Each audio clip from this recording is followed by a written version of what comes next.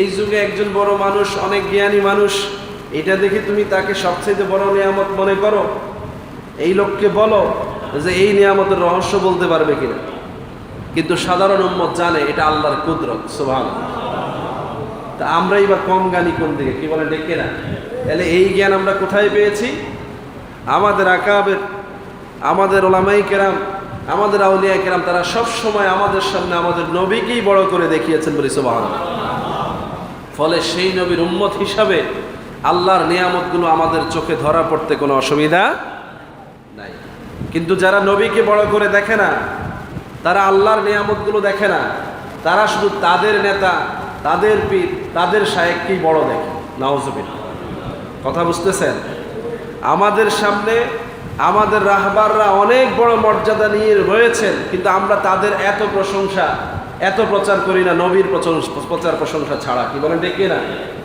কিন্তু তারা নবীর কোনো প্রশংসায় নাই, নবীর কোনো প্রচারে নাই, নবীর আগমনের খুশিতে নাই, নবীর জন্মদিনের বিষয় নিয়ে আলোচনা নাই, নবীর জন্ম বৃত্তান্তের আলোচনায় নাই, নবীর নবুয়তের বিষয়ে আলোচনা নাই।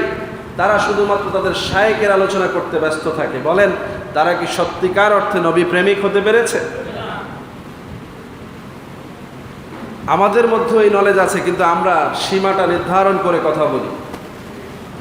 আমরা আমাদের রাসূলের মর্যাদার উপরে কাউকে নিতে চাই না, কি বলেন দেখে না?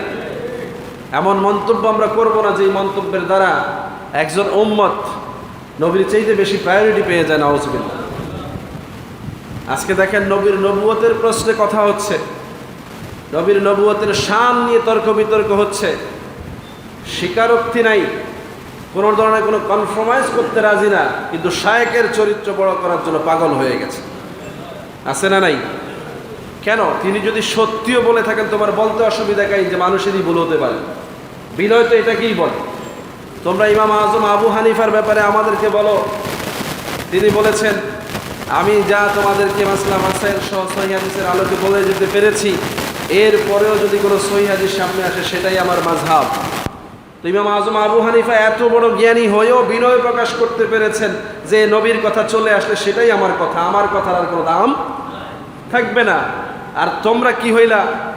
তোমরা নবীর বিষয়ে বিতর্ক তৈরি করে তোমাদের শায়েখের কথার বাইরে নবীর কথাকে অগ্রাধিকার দিতে রাজিই না। নাউজুবিল্লাহ বলবেন না? এ কথা এই জন্য বলছি যে আজকের খুতবার মধ্যে প্রাসঙ্গিকভাবে, আমি জানি না আল্লাহওয়ালা লোকেরা এই খুতবাগুলো সাজিয়েছেন, তারা সত্যিকার অর্থে আল্লাহওয়ালা ছিলেন। তাদের খুতবাগুলো, তাদের এই কিতাবগুলো যখন আমরা সামনে নিয়ে বসি, তখন প্রয়োজন অনুযায়ী মেসেজ আমরা পেয়ে যাই। কথা বুঝতেছেন? আজকে যারা ল্যাপটপ সামনে নিয়ে, চটি কিতাব সামনে নিয়ে বড় বড় বক্তব্য দেন, তারা অনেক তথ্য খুঁজে পায় না, অনেক বিষয়ে তাদের কনফিউশন, তারা সঠিক সমাধান দিতে পারে না, অ্যাবনর্মাল কথাবার্তা বলতেছে, ফলে উম্মার মধ্যে বিতর্ক হচ্ছে। অথচ আমরা যখনই ওই সকল আকাবির, যাদের ব্যাপারে আমাদের মনে শ্রদ্ধা আছে, ওই সকল আলেম যারা সত্যিকার অর্থে নবীর প্রতি শ্রদ্ধা রেখেছেন, তাদের কিতাবগুলো যখন সামনে নিয়ে বসি, দেখি যে সমাধান সামনে চলে আসে, বলি সুবহানাল্লাহ। সেই সকল আলেমদেরকেও তারা মর্যাদা দিতে রাজি না, ওই সকল আলেমদের কোনো রেফারেন্সের কিতাব তারা মানতে রাজি না, ওই সকল আলেমদের কোনো মতকে তারা মানতে রাজি না। এই যুগে বসে এই যুগের একজন শায়েখকে তারা সর্বযুগের শ্রেষ্ঠ আলেম বলে বসে থাকে, বলি নাউজুবিল্লাহ।